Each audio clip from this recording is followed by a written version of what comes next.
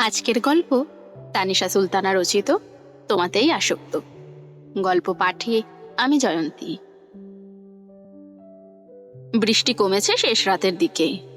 কমেছে বলতে একদমই নাই হয়ে গিয়েছে।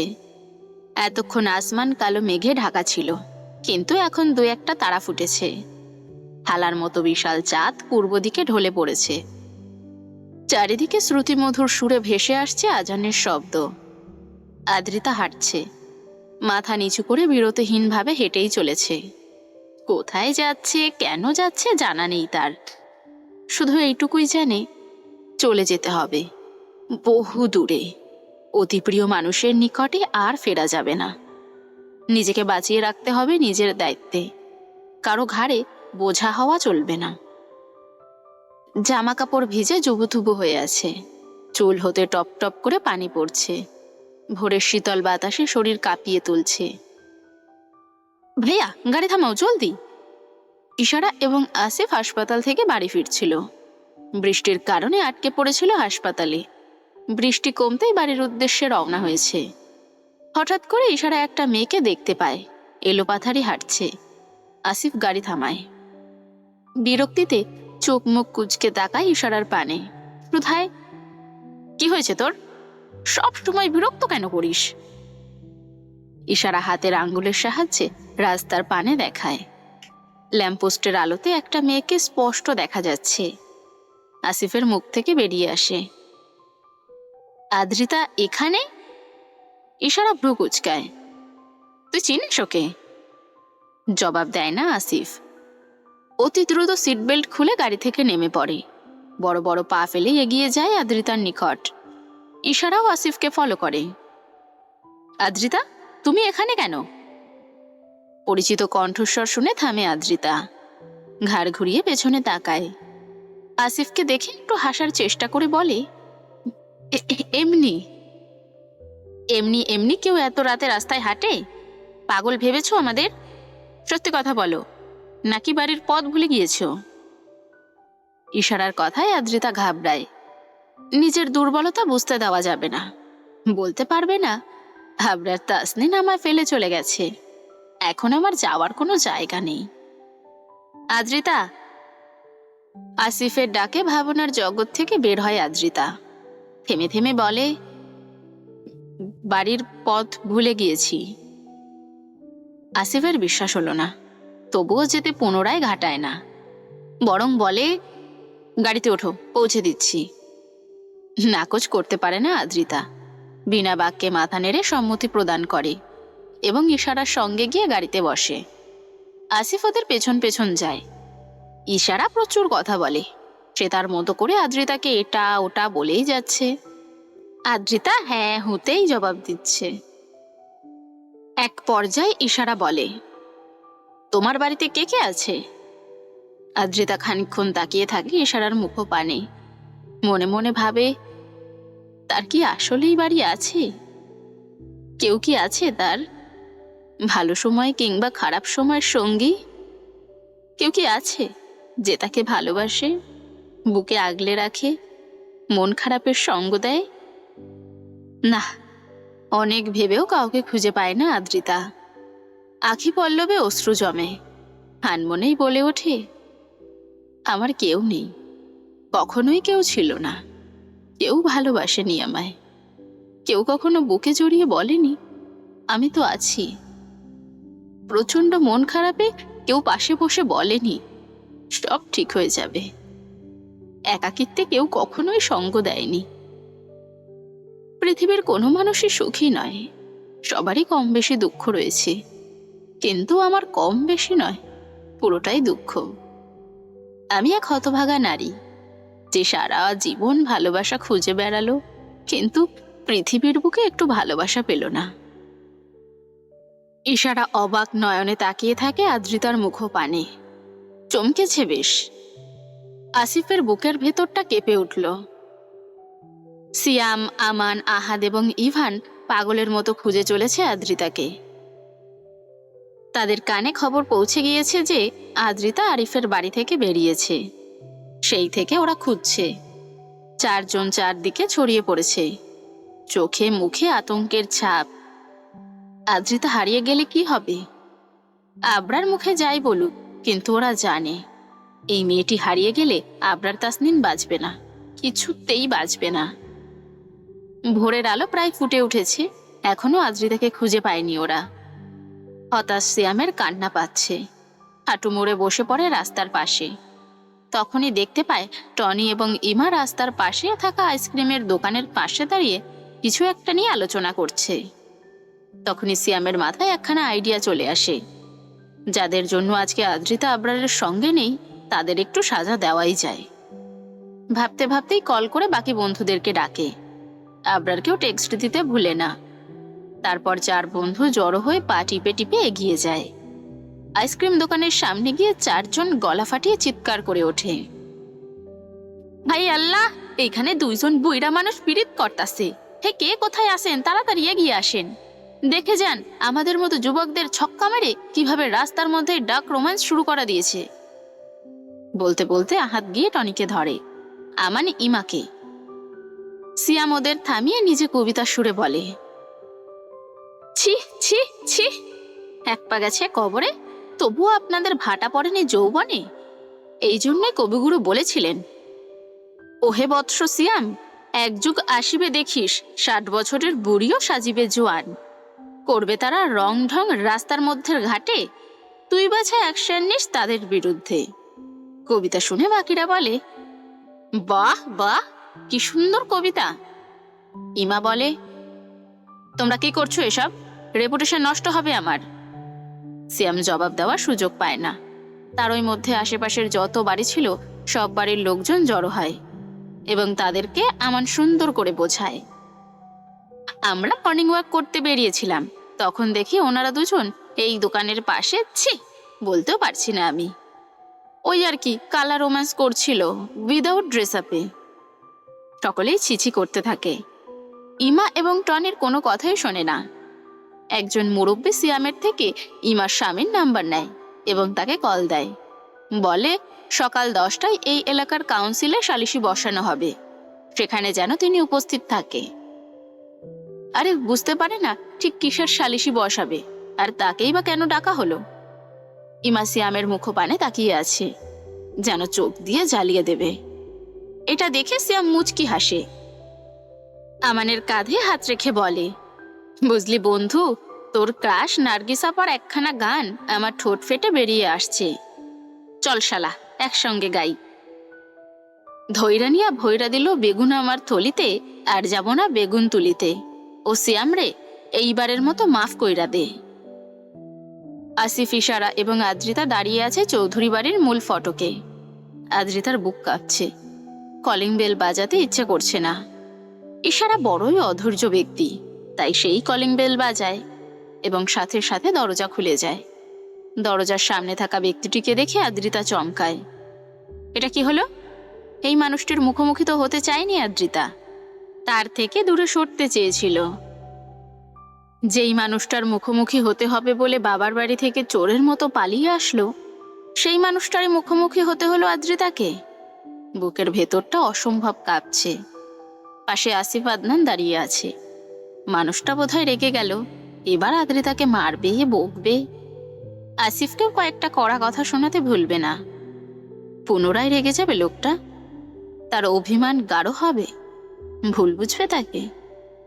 আশ্চর্য, সে কয়েক ঘন্টা আগেও মনে মনে প্রতিজ্ঞা করলো আবরার তাসনিনের প্রতি দুর্বলতা আর রাখবো না, আজকের পর থেকে তার কথা ভাববো না, মুখোমুখি হলেও এড়িয়ে চলবো। সে যতটা আঘাত করেছে আমায়, তার থেকেও দ্বিগুণ আঘাত করব তাকে। কিন্তু এই মুহূর্তে আবরার তাসনিনের আঘাতের কথা মন থেকেই উড়ে গিয়েছে। মন শুধু বলছে, সে কি আসিফকে দেখে ভুল বুঝলো?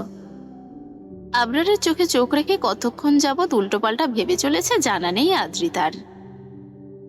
তবে আতিয়া বেগম এগিয়ে এসে যখনই বলে ওঠে, আদ্রিতা তুমি, তখনই ভাবনা থেকে বের হয়, চোখ জোড়া নামিয়ে নেয়, এদিক ওদিক দৃষ্টি ফিরিয়ে বলে, মা এখনই আসলাম।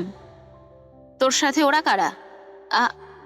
বাকিটা শেষ করার আগেই ইশারা বলে ওঠে, আন্টি আমাদের চিনবেন না, রাস্তায় কাঁপতে কাঁপতে হাঁটছিল, ভাইয়া আর আমি বাড়িতে পৌঁছে দিলাম। ঠিক আছে তাহলে আন্টি, আমরা যাচ্ছি। ভালো থাকবেন। আদ্রিতা, নিজের খেয়াল রেখো। বলেই আসিফের হাত ধরে টেনে নিয়ে যায়। ইশারা চেনে আবরার তাসনিনকে, এমনকি আসিফের হাত ভাঙ্গার রহস্যও জানে।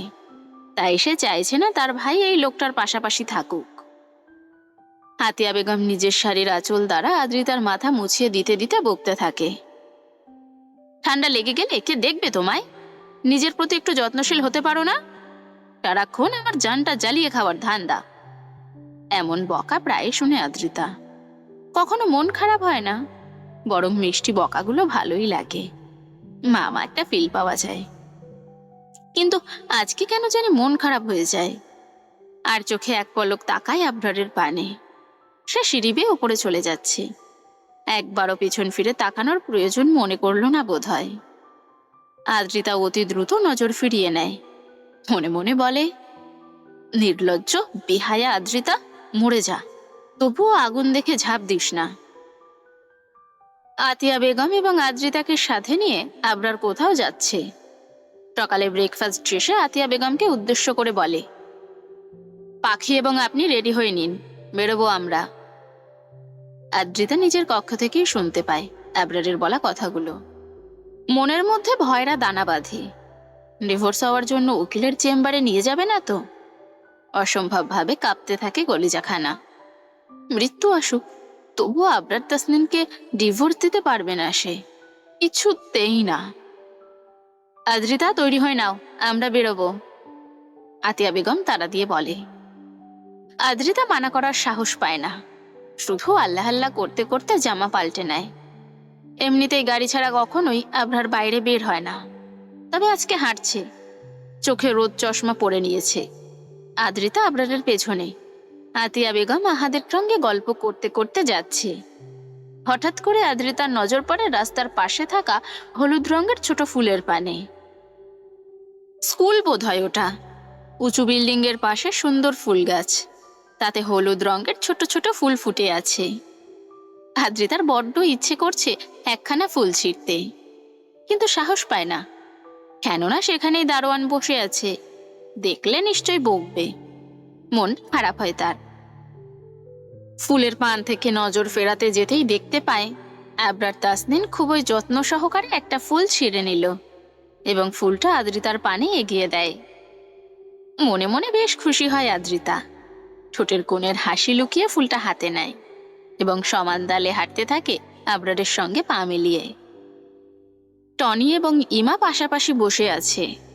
তাদের মূলত বসিয়ে রাখা হয়েছে। অনেক মুরব্বীরা তাদের ঘিরে বসে আছে। সিয়াম ইমার পায়ের কাছে মোড়া টেনে বসে আছে, মানে টনির সাথে বিয়ে দেওয়া না পর্যন্ত এখান থেকে নড়বে না, এটাই তার প্রতিজ্ঞা। আরিফ তার 2 বাচ্চা নিয়ে উপস্থিত হয়েছে, এক কোণায় দাঁড়িয়ে আছে। বিচার কার্যক্রম শুরু হবে, কিন্তু আমান হতে দিচ্ছে না। আবরার আসবে, তারপরে যা হওয়ার হবে। তার ওই মধ্যে আহাদ এবং আতিয়া চলে আসে। পেছনে দেখা যাচ্ছে আদ্রিতা এবং আবরার আসছে। এবার আমার অনুমতি দেয়। একজন মুরব্বী আরিফের পানে তাকিয়ে বলে, আপনার বউকে অন্তরঙ্গ অবস্থায় এই লোকটার সঙ্গে দেখা গেছে। ভদ্র সমাজে বসবাস করি আমরা, এমন অশ্লীলতার সঙ্গে পরিচিত নই। এবার আপনি বলুন কি করব? আরিফ এক পলক তাকায় আমার মুখপানে, পরপরই নজর ফিরিয়ে নেয়। আদ্রিতা সব কথা শুনে আবরারের মুখপানে তাকিয়ে আছে, কেননা সে বুঝে গিয়েছে এসব আবরারের কারসাজি।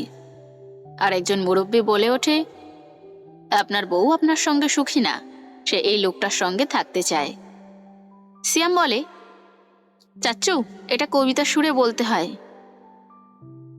সুখী নয় আপনার বউ, বিবাহিত জীবনে শখ জেগেছে লাং ধরার, নতুন করে ফুল ফুটছে হৃদয় কাননে। বুড়িশে হয়েছে ঠিকই, তবে মনের বয়স 16 তো। বাকিটা শেষ করার আগেই আমার মুখ চেপে ধরে সিয়ামের।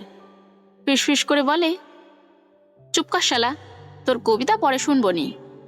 আরিফ দীর্ঘশ্বাস ফেলে বলে, আপনাদের যা ভালো মনে হয় করেন।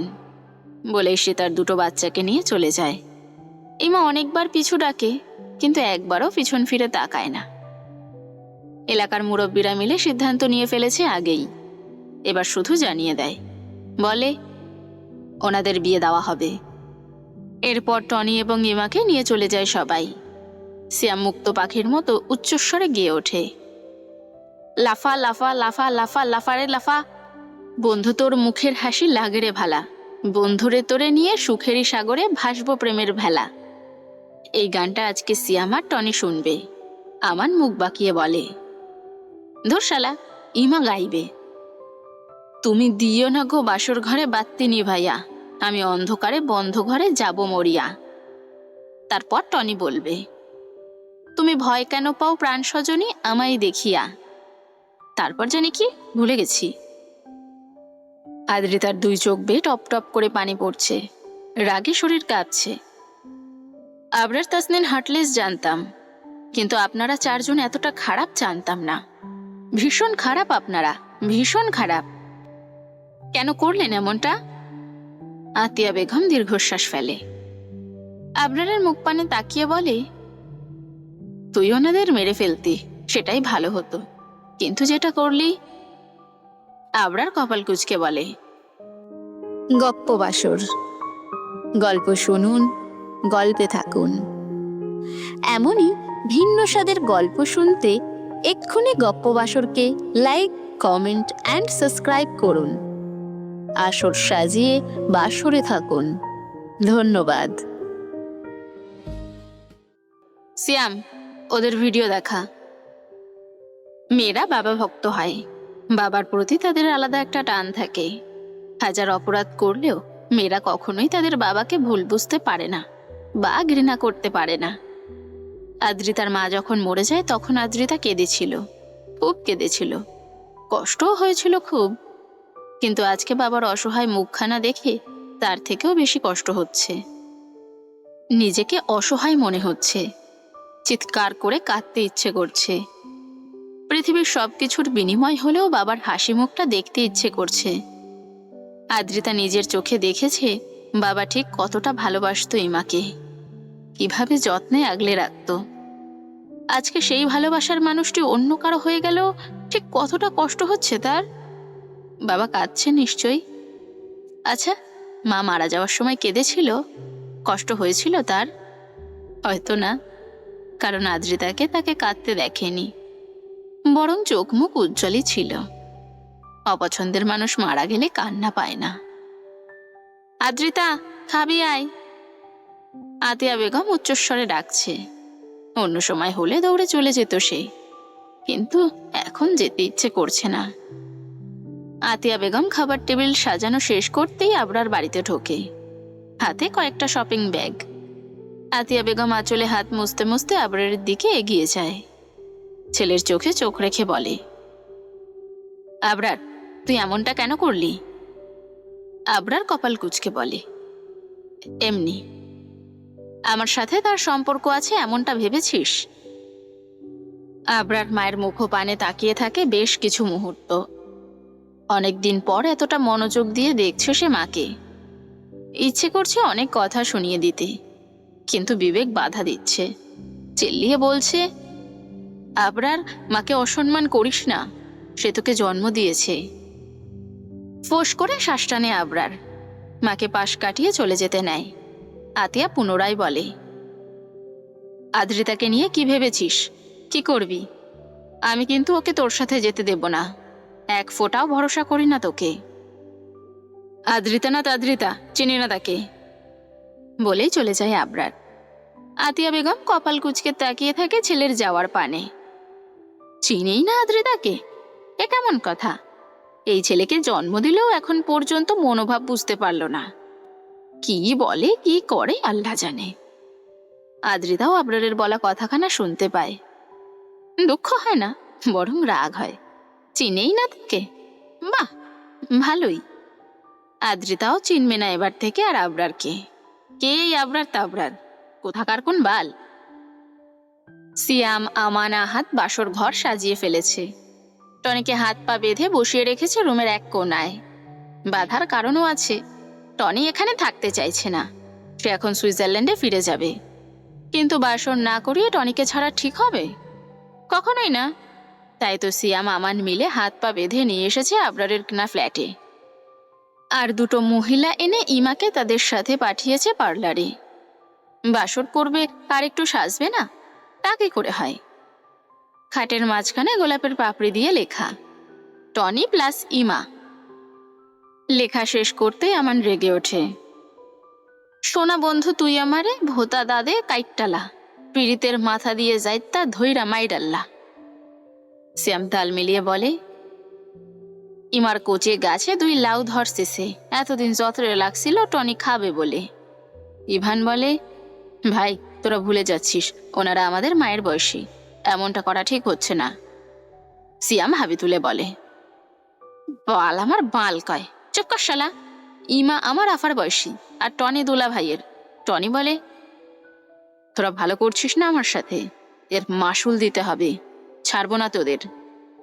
আমান বলে, ছাড়িয়ে না, ধরে রাখবেন শক্ত করে, আপনার পাখির চরিত্র ভালো না, আপনি না ধরলে আবার কোন নতুন নাগর খুঁজবে। একরাশ মন খারাপ নিয়ে রাস্তার এক কোণা দিয়ে হাঁটছে আদ্রিতা। কোথায় যাচ্ছে জানা নেই তার, তবে এই গোধূলি লগ্নে একা একা হাঁটতে ভালোই লাগছে। হাঁটতে হাঁটতে কখন যে কোর্টের কাছে চলে এসেছে বুঝতেই পারেনি। হঠাৎ আদ্রিতার নজর পড়ে আবরারের পানে। অ্যাডভোকেট আব্দুল মান্নানের চেম্বার থেকে বের হচ্ছে। আব্দুল মান্নান ডিভোর্সের জন্য উপযুক্ত অ্যাডভোকেট। এই পর্যন্ত 123টা ডিভোর্স করিয়েছে নিজ হাতে। এই তো বছরখানেক আগে আদ্রিতার বান্ধবী সাইমার ডিভোর্স করিয়ে দিল। আবরার তার কাছে কেন গিয়েছে? তাদের ডিভোর্সের জন্য? সত্যি সত্যি আদ্রিতাকে ছেড়ে দেবে সে? সম্পর্ক নষ্ট করে ফেলবে? বুকের ভেতরটা অসম্ভব কাঁপতে থাকে আদ্রিতার। চোখের কোণে অশ্রুকণা জমা হয়। এক্ষুনি চিৎকার করে কাঁদতে ইচ্ছে করছে। এভাবে সবটা শেষ হয়ে যাবে? না না, এটা হতে পারে না, কিছুতেই না। হাতের উল্টো পিঠে চোখ মুছতে মুছতে আবরারের দিকে এগিয়ে যায় আদ্রিতার। সামনাসামনি দাঁড়িয়ে বলে, ডিভোর্স দিতে চাচ্ছেন আমায়? আবরার ভ্রু কুচকায়। চোখে থাকা রোদ চশমা মাথার উপরে তুলে বিরক্তির স্বরে বলে, ডিভোর্স বানান করতে পারো? এটা কি নাউন বলো দেখি। আদ্রিতা রেগে চিল্লিয়ে বলতে চায়, আমার জীবন নিয়ে ছিন। আবরার তাকে থামিয়ে বলে, সিন ক্রিয়েট করবি না, চাপকে গাল লাল করে দিব, ইডিয়েট, চুপচাপ গাড়িতে বসো। শেষের কথাটা শান্ত স্বরেই বলে এবং গাড়ির দরজা খুলে বসার ইশারা করে। আদ্রিতা চুপচাপ বসে পড়ে। গাড়ি চলছে আপন গতিতে। আবরার স্টিয়ারিং শক্ত করে চেপে ধরে অপর হাতে একটা সিগারেট মুখে পুরে নেয়। লাইটারের সাহায্যে তাতে আগুন জ্বালিয়ে মনের সুখে টানতে থাকে। আদ্রিতা মনোযোগ দিয়ে দেখতে থাকে আবরারকে। উনি সিগারেট খায়? কই, আগে তো দেখিনি। অবশ্য দেখবেই না কিভাবে? আবরার তাসনিন কি আর সর্বক্ষণ তার সঙ্গে থাকতো? তাকে কি আর সব কথা বলতো না। আবরার তাসনিন সম্পর্কে আদ্রিতা ঠিক ততটাই জানে যতটা আর 5টা মানুষ জানে। কাছের মানুষরা যতটা জানে ততটা জানার অধিকার হয়তো তার নেই। এসব ভাবনার মাঝে একটা কথা মাথায় আসে আদ্রিতার। আচ্ছা, আবরার কি তাকে কখনোই ভালোবাসেনি? কখনোই কি আপন ভাবেনি? সবশেষে কখনোই কি মনে হয়নি আদ্রিতা নামক অসহায় মেয়েটিকে নিজের কাছে রেখে দেই? আমি ছাড়া তার কেউ নেই। আমায় কখনো ভালোবেসেছিলেন আবরার? আদ্রিতার এহেন প্রশ্নে বিরক্ত হয় আবরার তাসনিন। কপাল কুঁচকে ঠোঁটের ভাঁজে সিগারেট টান দেয়। নাক মুখ দিয়ে ধোয়া ওড়াতে ওড়াতে বলে, হোয়াট ইজ লাভ? কিভাবে ভালোবাসতে হয়? আই থিঙ্ক হাজব্যান্ড ওয়াইফের রোম্যান্স করাকেই ভালোবাসা বলে। তো তোমায় কতটা ভালোবাসি বুঝে নাও। সোজা প্রশ্নের সোজা উত্তর আবরার দিবে না, এটা জানতো আদ্রিতা, তবে এতটা বাঁকা উত্তরও আশা করেনি। দীর্ঘশ্বাস ফেলে আদ্রিতা। গাড়ির সিটে মাথা ঠেকিয়ে বলে, আমাদের ডিভোর্স হওয়াটাই দরকার। এমন অসুস্থ সম্পর্ক বয়ে নিয়ে যাওয়ার কোনো মানেই হয় না। ভালো সিদ্ধান্ত নিয়েছেন আপনি। আবরার তাসনিন বড়ই মায়া মেশানো সুরে বলে, পাখি, ডিভোর্স ভীষণ বাজে একটা শব্দ। পরকিয়া, ডিভোর্স, ধোঁকা এসব পছন্দ নয় আমার। নেক্সট টাইম কখনো মুখে আনবে না। ওকে। কালকে আদ্রিতার জন্মদিন। জন্মদিন নিয়ে প্রতিটা মানুষেরই আলাদা উৎসাহ থাকে। গোটা 360 দিন মন খারাপ, দুঃখ, আক্ষেপ, আফসোস নিয়ে কাটালেও এই একটা দিনে তারা প্রাণ খুলে হাসার চেষ্টা করে। আদ্রিতাও সেই দলেরই একজন। প্রতি বছর নিজের জন্মদিনের রাত ঠিক 12টার সময় ব্যালকনিতে গিয়ে দাঁড়ায়। বিশেষ কেউ ছিল না তার যে ঠিক রাত 12টায় হ্যাপি বার্থডে বলবে বা একটা ছোট্ট কেক এনে তাকে দিবে। এই বেলা গড়ালে মা শুকনো মুখে একটু হ্যাপি বার্থডে আওড়াতো, আর তিথি আপু, তিহান ভাইয়া ছোটখাটো গিফট দিত। এই যেমন একটা কলম বক্স, জ্যামিতি বক্স, টিফিন বক্স, এই যা।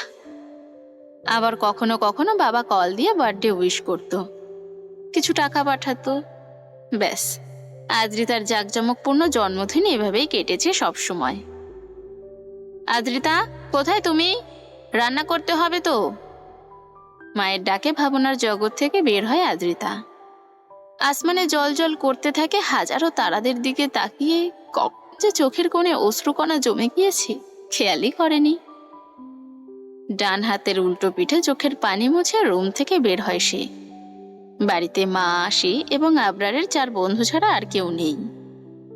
কিচেনে যেতেই দেখতে পাই সিয়াম কিছু একটা করছে লুকিয়ে লুকিয়ে। আদ্রিতা কপাল কুঁচকায়, ধীর গতিতে পা বাড়িয়ে এগিয়ে যায়, কান এগিয়ে শোনার চেষ্টা করে। সিয়াম ফিসফিস করে কাউকে কলে বলছে, ইশারা, চলো মিট করি আমরা। ওপাশ থেকে ইশারা কি বলে শোনা যায় না, তবে আদ্রিতা পেছন থেকে 3 ইডিয়েট বলে ওঠে, ইশারা, মিট করিও না ভুলেও। সিয়ামের কিন্তু এনার্জি নেই, তার মেইন পয়েন্ট দুর্বল। যে ভয় কিচেনে লুকিয়েছিল সিয়াম, সেই ভয়টাই দৌড়ে চলে এসেছে তার কাছে। বিরক্তিতে চোখ মুখ কুঁচকে ফেলে সিয়াম। আদ্রিতা এক কোনায় গিয়ে দাঁড়ায়। আমান আবারও বলে ওঠে, ডাক্তার দেখিয়েছি, বুঝলে ইশারা। ডাক্তার দুঃখে কাঁদতে কাঁদতে বলল, এই মেশিনের তেল শেষ, আর চলবে না। সিয়া কলখানা কাটতে গিয়ে লাউড স্পিকারে দিয়ে ফেলে। ওপাশ থেকে ইশারা বলে, তেল কিভাবে শেষ হলো? উচ্চস্বরে হেসে ওঠে ইভান, আমান এবং আহাদ। হাসি নিয়ন্ত্রণে এনে আহাদ বলতে যায়, আমি ডিটেলসে বাকিটা শেষ করার আগেই সিয়াম কল কাটে। রাগী দৃষ্টিতে বন্ধুদের পানে তাকিয়ে কবিতার স্বরে বলে ওঠে, বন্ধু নামে কলঙ্ক তোরা, আমারই ভাই কপাল পোড়া। কোন দুঃখে পেয়েছিলাম তোদের, নষ্ট করে দিলি আমার পীড়িতের স্বাদের। আমান সিয়ামের পিঠ চাপকে বলে, বাহ, কি সুন্দর কবিতা, আরো বলতে থাক, শুনতে ভালো লাগছে। সিয়াম বলে না, মুখ বাঁকিয়ে চলে যায়। বেচারা সব সময় ইশারার সামনে তার প্রেস্টিজ পাঞ্চার হয়ে যায়। এই মুখ কি করে দেখাবে সে মেয়েটাকে? রাত 11টা বেজে 40 মিনিট। আজকে সারাদিনে আবরার তাসনিনকে দেখেনি আদ্রিতা। কোথায় গেছে জানা নেই। সিয়াম, আমান, আহাদ, ইভান ওরা তো সারাদিন বাড়িতেই ছিল। ছিল না শুধু ওই একটা মানুষ। মা তার পছন্দের সব খাবার রান্না করে অপেক্ষা করছিল, অবশ্য এখনো করছে। তবে আদ্রিতা জানে সে আসবে না। তার কাছে ইমোশন, টাইমিং, ভালোবাসা এসবের কোনো ভ্যালু নেই। বড্ড পাষাণ এবং হার্টলেস মানুষ কি না। এসব ভাবতে ভাবতে ব্যালকনিতে গিয়ে দাঁড়ায় আদ্রিতা। আজকে আসমানে চাঁদ নেই, রাস্তায় থাকা ল্যাম্পপোস্টগুলোও জ্বলছে না, যেন তারাও আজকে চাঁদের মতো লুকিয়ে পড়েছে। আমাবস্যা নেমেছে তাদের জীবনেও। আদ্রিতা ঘুটঘুটে কালো রঙের আসমান পানে তাকিয়ে বলে ওঠে, ওই চাঁদ, আমার ব্যক্তিগত চাঁদকে বলে দিও আমি তাকে অসম্ভব ভালোবাসি। সে যেন আমায় ভুলে না যায়। মনের কোণে কিংবা জীবনের শেষ পৃষ্ঠার এক লাইনে যত্নে সাজিয়ে রাখি। আমি আগাছার ন্যায় সেই এক কোণায় অতি সুন্দর ফুল হয়ে তার বুক পকেটে থেকে যাব অবহেলা সহ্য করে। তখনই একটা শব্দ হয়। কিসের শব্দ? আদ্রিতা আসমান থেকে দৃষ্টি ফেরায়, আশেপাশে তাকিয়ে শব্দের উৎস খুঁজতে থাকে। তখনই চারিপাশে লাইট জ্বলে ওঠে। লাইট নয়, মিটিমিটি তারা এবং বিশাল বড় সাইজের একটা বাঁকা চাঁদ। আসমানে ভেসে উঠেছে ইংরেজি বর্ণ দিয়ে সাজানো একটি লেখা, হ্যাপি বার্থডে পাখি। আদ্রিতা আশ্চর্য হয়। দুই হাতে মুখ চেপে ধরে। তখন আরেকটি চমক দেখতে পায়। ব্যালকনি থেকে কিছুটা দূরে বিশাল সাইজের মনিটরে ভেসে উঠেছে আদ্রিতার ছোট থেকে বড় হওয়ার ফটোগুলো। 1 মান্থস, 2 মান্থস, 3 মান্থস, মানে জন্ম থেকে বেড়ে ওঠা অবধি সকল মাসের ফটো। মিউজিক বেজে ওঠে। তুহি তো জন্নত মেরা, তুহি মেরা জুনো, তুহি তো मन्नत मेरा, তুহি রুকা সুকু, তুহি আঁখিयों की ठंडक, তুহি दिल की अदोस्तक, और कुछ न जानू मैं, बस इतना ही जानू। এখানেই শেষ নয়। হঠাৎ করে আদ্রিতার সামনে আসে আবরার। হাঁটু মোড়ে বসে পড়ে। হাতে লাল রঙের একটা বক্স, তাতে ডায়মন্ডের রিং। সেটা আদ্রিতার পানে এগিয়ে দিয়ে বলে ওঠে, ভালোবাসা কাকে বলে জানি না, বাট যদি ভালো থাকার নাম ভালোবাসা হয়, তাহলে আমি তোমাকে প্রতি মুহূর্তে ভালোবাসি। পাখি, আই লাভ ইউ। আদ্রিতা ঠিকঠাক শুনতে পেল না বোধ হয়। আবরার তাকে আই লাভ ইউ বলল, নাকি ভুল শুনল? আদ্রিতা মায়া মায়া নয়নে তাকিয়ে থাকে আবরারের মুখপানে। মানে সে আবার শুনতে চায় আবরার ঠিক কি বলল। কি বললেন? আবরার দাঁড়িয়ে পড়ে। বক্স থেকে রিং খুলে আদ্রিতার হাতে পরিয়ে দিয়ে কোমর জড়িয়ে ধরে। ঘাড়ে মুখ গুজি দিয়ে বলে, বলেছি, you will be intimate with me? You are looking so hot, I can not control my self. Adrita ধাক্কা দিয়ে নিজের থেকে সরিয়ে দেয় আবরারকে। চোখ পাকিয়ে বলে, অসভ্য, নির্লজ্জ, বেহায়া হাতি কোথাকার, প্রপোজটাও ঠিক করতে জানে না। I hate you. রাগে হাত পা কাঁপছে টনির। ফুল সাজানো খাটে দাঁতে দাঁত চেপে বসে আছে। হাতে ফোন। সুইজারল্যান্ড থেকে তার বউ 1000 বার কল করে যাচ্ছে। মেয়ে ভয়েস মেসেজ পাঠাচ্ছে, কিন্তু তাদের মেসেজের উত্তর দিচ্ছে না। দিবে কি করে? কিভাবে বলবে আমি আবারও বিয়ে করেছি? ইমা বেশ মুডেই আছে। আপাতত ড্রেসিং টেবিলের সামনে দাঁড়িয়ে চুলের ক্লিপ খুলছে আর গুনগুন করে গান গাইছে, যেন মনে রং লেগেছে। টনির ইমাকেও বিরক্ত লাগছে। ইচ্ছে করছে ঘাট ধরে রুম থেকে বের করে দিতে, কিন্তু শয়তান ছেলেগুলো বাইরে থেকে দরজা লক করে দিয়ে চলে গেছে। টনি বিড়বিড় করে বলে, ওদের আমি ছাড়বো না, এক একটাকে নরক দেখিয়ে ছাড়বো। ইমার নজর পড়ে টনির দিকে। তার থতমত মুখখানা দেখে বলে, কি ব্যাপার মিস্টার টনি, এত আপসেট দেখাচ্ছে যে? টনি ইমার দিকে না তাকিয়ে জবাব দেয়, তুমি ঘাড়ে জুটলে আপসেট হব না? ইমা বাঁকা হাসে এবং বলে, ভালোই হলো, এত টাকা পয়সা আপনার, একটা বউ খেয়ে শেষ করতে পারতো না। টনি জবাব দেয় না। মূল এই মহিলার সাথে কথা বাড়াতে চাইছে না। ঠান্ডা মাথায় প্ল্যানিং সাজাতে হবে, তার জন্য ঘুম প্রয়োজন। মাথাটা বড্ড ব্যথা করছে, ঘুমালে রিল্যাক্স লাগবে। তার ওপর আবার কাল সকাল 7টার ফ্লাইটে সুইজারল্যান্ডে যাবে। আবরার এবং তার বন্ধুদের যা করার সুইজারল্যান্ডে গিয়েই করবে। জীবনটা শেষ করে দেবে ওদের। এসব ভাবতে ভাবতেই খাটের মাঝখানে উঠে পড়ে সে। বালিশে মাথা রাখবে, ঠিক তখনই ঘাট ভেঙে পড়ে যায়। সেকেন্ডের মধ্যেই ঘটনাটা ঘটে। কোমরে বেশ ব্যথা পায় টনি। চোখ মুখ খিচে বন্ধ করে ফেলে। ইমা বড় বড় চোখ করে তাকায়। কি হলো এটা? সে এগিয়ে যায়, টনির দিকে হাত বাড়িয়ে বলে, এ বাবা, কিভাবে পড়লেন? টনি ইমার হাত ধরে না, বরং একা একাই উঠে পড়ে। সে বুঝেও যায় এসব সিয়ামদের কারসাজি। এই দৃশ্যখানা ল্যাপটপের স্ক্রিনে দেখে 4 বন্ধু হাসতে হাসতে গড়াগড়ি খেতে থাকে। যাক, প্ল্যানিং সাকসেসফুল। সিয়াম বলে, বাসর রাতে ভাঙ্গিল খাট, পড়িল বর দুরুম করে। বউ বলে উঠিল, কি হলো তোমার, পড়িলে কি করে? এমন প্রশ্ন শুনি আবার হাসিল লাজুক হাসি। জবাব দিল, বউ গো, এটা পাহাড়ের কাঠরাজি। এমন কথা শুনিয়া বউ পাইয়া গেল লজ্জা। বরের টাকে হাত বুলাইয়া বলে উঠল, চলো ফ্লোরেই করে ফুল সজ্জা। সিয়ামের এমন সুন্দর কবিতা শুনে আহাত বলে, ভাই, তোর প্রতিভা তুই ফুটিয়ে তুলিস না, নারী ভুরির মধ্যে লুকিয়ে রাখ। জুতার বড়ই দাম, নোবেল বানাতে সমস্যা হবে আমাদের। আমান বলে ওঠে, আহাদ, সত্যি কথা বলিস না, সিয়াম কষ্ট পাবে। চোখ দুটো ছলছল করছে আদ্রিতার, কলিজা কাঁপছে, গলা শুকিয়ে আসছে, হাঁসফাঁস লাগছে, মস্তিষ্ক ফাঁকা হয়ে আসছে, নিজের ভারসাম্য ধরে রাখতে পারছে না। বিশাল মনিটরের স্ক্রিনে কার্টুন চলছে, সেখানে দেখাচ্ছে একটা কালো রঙের গাড়ি চলে যাচ্ছে। গাড়ির পেছনে একটা সাদা বেড়াল দৌড়চ্ছে, তার পেছনে একটা ছেলেটা গাড়ি ধরে ফেললো, আর বিড়ালটা এলোমেলো দৌড়তে থাকলো।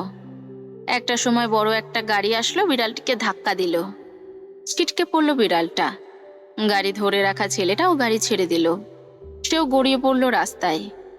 তারপর মৃত বিড়ালটিকে কোলে নিয়ে কাঁদতে থাকলো। এমন দৃশ্য দেখে আদ্রিতা ঠিকই বুঝতে পেরেছে এই ঘটনাখানা বাস্তবে ঘটেছে, তার সাথেই ঘটেছে। তার অ্যানি আর নেই। শ্যাম ভাই তার জন্য নিজের জীবনের পরোয়া করেনি। আদ্রিতা দুই হাতে মুখ ঢেকে ডুকরে কেঁদে ওঠে। আপনি আমার অ্যানিকে বাঁচাতে পারলেন না? আপনার না এত ক্ষমতা, আপনি না এত বড় মানুষ, তাহলে সামান্য একটা বাচ্চাকে বাঁচাতে পারলেন না? আমি তো নিশ্চিন্তে দিন পার করছি, ভাবছি আমার অ্যানি সুইজারল্যান্ডে ঠিকঠাক আছে, আমি গেলেই তাকে দেখতে পারবো, ছুঁতে পারবো। আপনার আদ্রিতার পাশে বসে পড়ে হাঁটু মুড়ে, হাত রাখে আদ্রিতার কাঁধে। ডোন্ট ক্রাই পাখি, ডিসগাস্টিং লাগে আমার। আদ্রিতা চোখের পানি মুছে নেয় হাতের উল্টো পিঠে, তাকায় আবরারের মুখপানে। ইচ্ছে করে জাপটে জড়িয়ে ধরে বুকে মাথা রাখতে, কিন্তু সেটা করে না।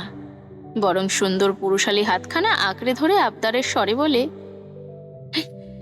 ঠিক আছে, কাঁদবো না, একবার শুধু বলুন আমাকে চাই আপনার।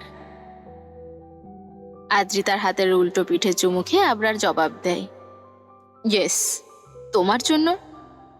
বাকিটা শেষ করার আগেই আদ্রিতা বলে, তাহলে সব ছেড়ে দিন, আমার হয়ে থাকুন শুধু, ভীষণ সাধারণ হয়ে।